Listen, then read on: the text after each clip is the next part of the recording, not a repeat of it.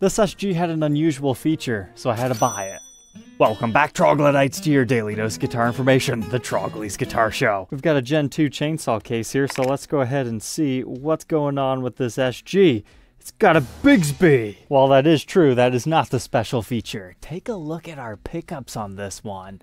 It's got the Gibson Embossed set. This only happened in 1972. Now, is there some light runoff, like late 71, early 73? Maybe, but generally speaking, if you see the embossings on it, you know it's a 72. And that makes this SG really special because that's the year SGs went from looking like this, with a top-mounted control assembly, back to this style where they routed out the back and make it look a little bit more traditional. They also refined the horns to give them a little bit more of their sculptedness back. Now, is it anywhere close to a 60s SG? No, but for me, I love the early mid-70s SG standards. There's just something magical about them. But there's actually two different versions you can find. One that has a bound rosewood fretboard, and the other one is an unbound ebony. That's the one I personally prefer, but this one needed documented because I'd never actually seen one of these with the embossed pickups. Usually you'll find it on like a Les Paul Custom. They'll be all gilded out, looking cool. But the standard pickup set in the top routed SG was actually the new super humbuckers, which have the Tarback epoxy coating. Usually when you have the embossings, it's a standard T-top. So I was hoping this was like a rare transitional era one that still had the T-tops because I personally prefer those pickups,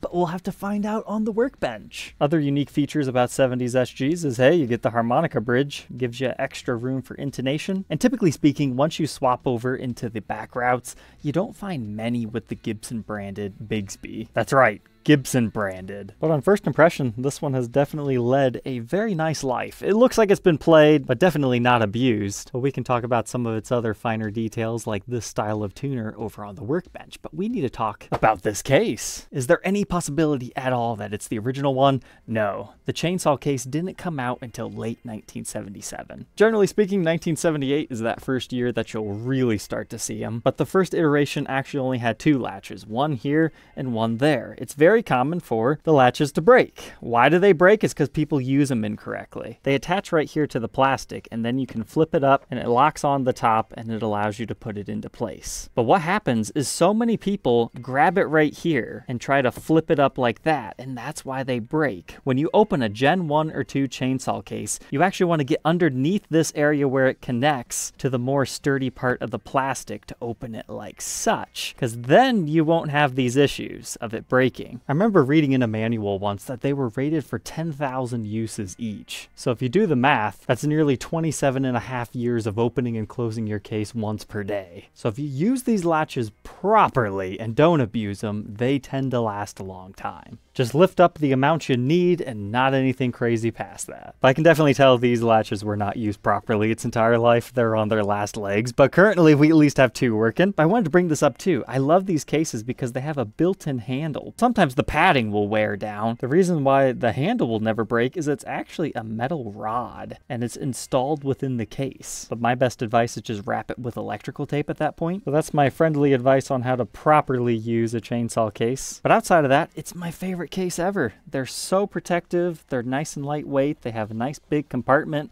Always check under here for goodies that hide. And most importantly, they're nice and compact. They're not overly gigantic. Gen 3 that looks like this, those aren't as nice, in my opinion, simply because they're just so clunky. But to continue on our documentation today, let's go ahead and throw this one on the Workbench to take an individual look at its parts and specs and see what we're rocking on our pickups.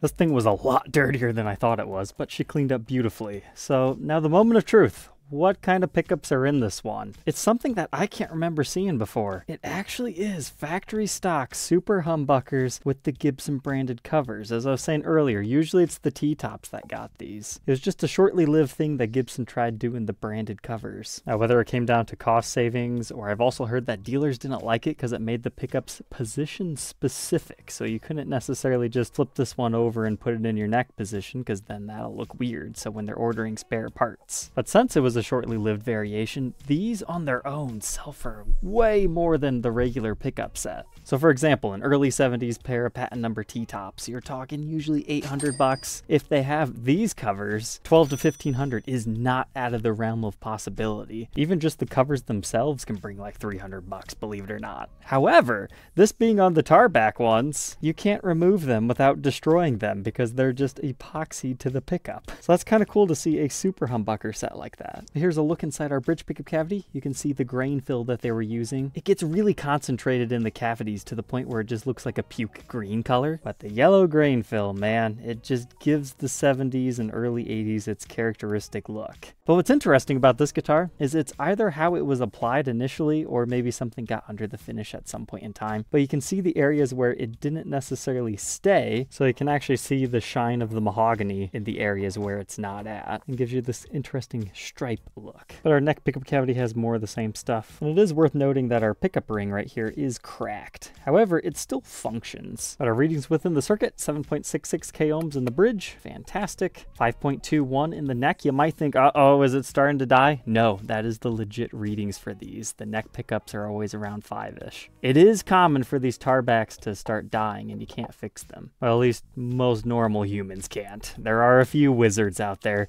But the middle position, 3.1. And these just have your regular controls, 3-way toggle switch, output jack on the front, independent volume and tone controls for each pickup, neck and bridge. But speaking of the bridge, let's see what's going on here. So these are the brass posts that the harmonica bridge uses. You cannot just swap in a Nashville bridge. It's a completely different size. But the bridge itself just looks like this, called a harmonica bridge because, well, it looks like a harmonica. You can find them unbranded like this one, as well as a Schaller made in Germany branding.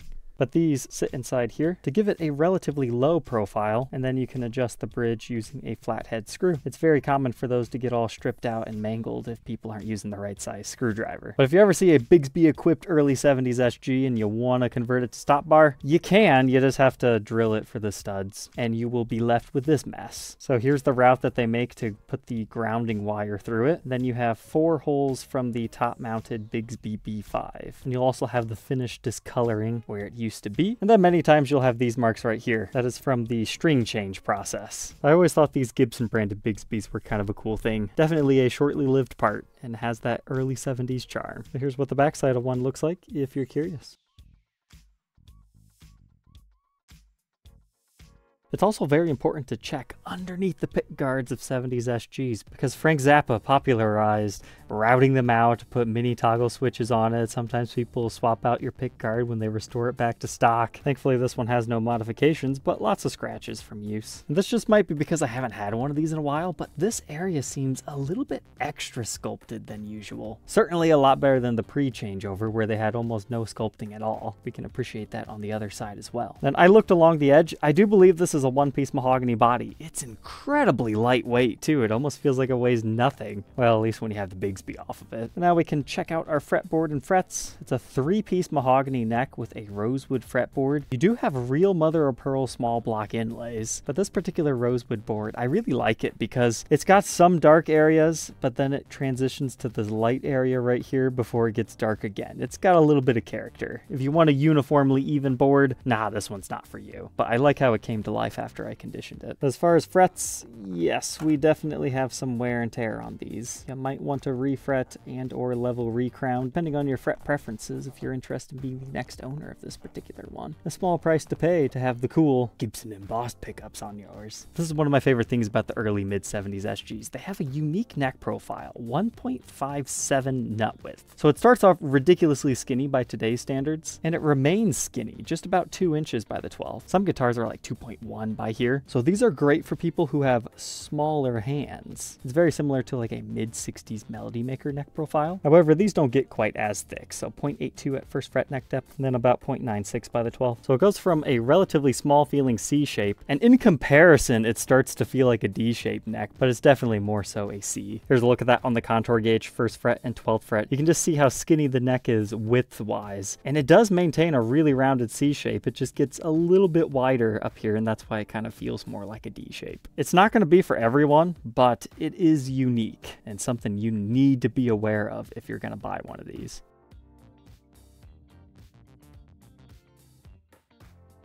But the face of the headstock cleaned up pretty all right. You can see where we've got some chipping to the lacquer, pretty much all along the edges. The headstock's honestly kind of beat up on this one. You can see a few areas where the clear coat has chipped off around the pearl as well. But at least we got all the dust off and we'll have some fresh strings. Truss rod turns both directions just fine and is far from maxed out. And this is before they put the SG branding on it. So this is going to be a Kalamazoo produced, mainly because Nashville isn't open yet. And you can very clearly see right here the tortoiseshell side markers. That's another way to know that you have a Kalamazoo produced guitar. You can also see we've got some considerable finish wear along the edge. This thing was played. But now she's all strung back up, but I forgot to mention a couple of things. Yes, I cleaned and polished it. However, if you get it in the light just right, you can still see some haziness to the finish. What that is likely somebody spilt like alcohol on this, or maybe the nitro lacquer reacted to somebody's lotions, sunscreen, sometimes a mosquito spray. So that's what the haziness left here is. Some sort of a reaction to something. I also noticed there's a small chunk out of the binding right here by this fret, and maybe another light gouge over here. And two things about the Bigsby. It's set up with a really loose arm, so when you push it down, you can actually see it tilts here before you really even compress the spring too much. I'm wondering if that was by choice,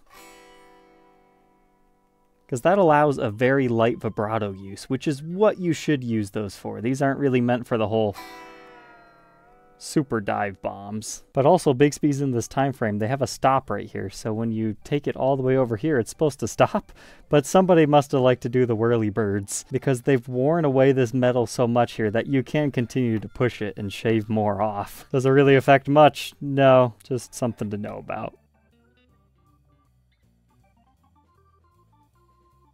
Now on to the back. More of the whole streakiness that we were talking about earlier. When you get it in the light, you can see pretty much nicks and dings scattered across. However, not like ultra heavy buckle rash or anything. It actually looks pretty nice when you don't have it in direct lighting. But we've got some darker mineral streaks in the back and a healthy amount of strap wear down here. But now the electronics. The seller said it was all original. However, I think the pickups have been in and out because that solder work just doesn't look as deep as usually it does for the factory. For example, look at the blob of solder right there. Usually that encapsulates the entire lead. This looks like it was just put back in at some point. Same thing looks true over here. Now it's possible they're just having a bad soldering day, and that is how it left the factory because everything else looks good to me. And that is an error correct set of pickups. Pots actually date to the 30th week of 1972. And that's big because that is the best way to date an early 70s guitar because these serial numbers really don't mean much of anything. And you're gonna see sellers on Reverb all the time call, oh, I got a 71 SG standard 72.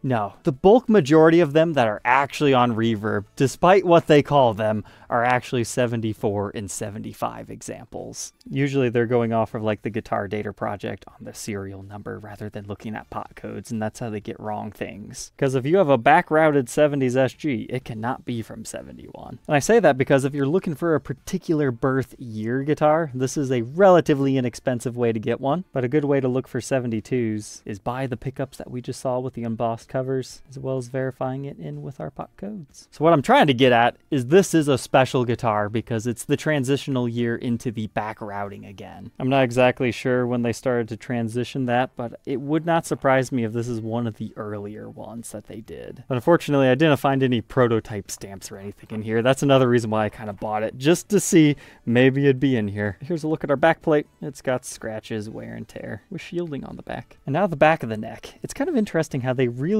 shave the heel down right here. It's not super blocky like the late 60s ones. They were trying to transition it into the body as best as they could, but then they leave the body kind of chunky there and ruin it all. But it is a three-piece mahogany neck. You can see there's some impressions, and I'm expecting a lot of finish wear under blacklight, but thankfully after a good polishing and cleaning, the neck feels nice again. But here you can see more of the finish wear. And this was likely some sort of a shop sticker at some point in time. That's why you don't remove them, because you're always going to have some sort of a shadow of it. I was thinking maybe this could be removed further, but it just seems to be on there good. But here's another way to date your early 70s SGs. Look at the tuners. If you have this Schaller style of Gibson that kind of looks like Grover's and is branded Gibson, you know it's probably a 72 or a 73. If you have the Schaller M6 style, like this, despite what any of your pot codes tell you, it's going to be a late 74 into an early 75. Now, which would I personally rather have? I'd rather have the later M6 Schallers, but hey, this is part of the early years. Our serial number is 737045, made in USA. If you're wondering why it's not stamped vertically, remember, Nashville's not a thing yet. They didn't have to transition that for Kalamazoo produced ones. And you might also notice, hey, what's this weird staining around our tuners? Someone has lubricated them at some point in time and it leached into the finish. And then of course we've got some nicks and dings up here at the top.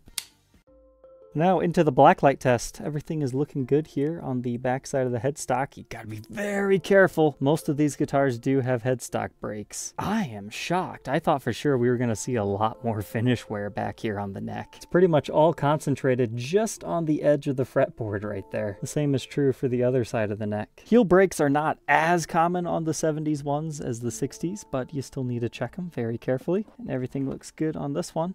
And the back of the body, it's about the same. You can just see some of those nicks and dings we were talking about earlier that broke the finish. Now the face of the body, again, I was expecting more finish wear because this thing was really dirty and grimy when I first got it. But look at the glowing of the knobs. That's always fun. And I guess I forgot to point this out. It almost looks like maybe someone was doing some fret work at one point in time and accidentally marred into the guitar right there. So it just sanded straight through the finish. And this helps show the chipped areas of finish around our Gibson logos, but no breaks, cracks, or repairs. All said and done, how much does our embossed friend weigh? 7 pounds, 4.6 ounces. Let's go ahead, plug it in, and hear how she sounds.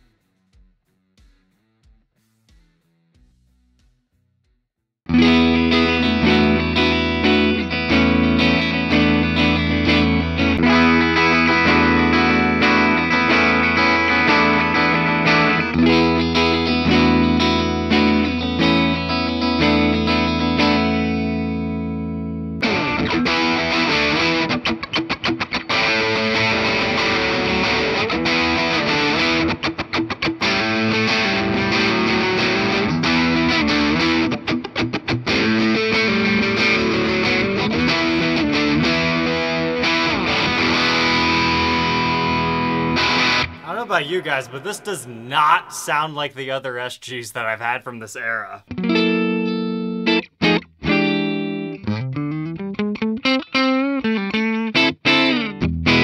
It's got a really bright, lively, punchy tone to it.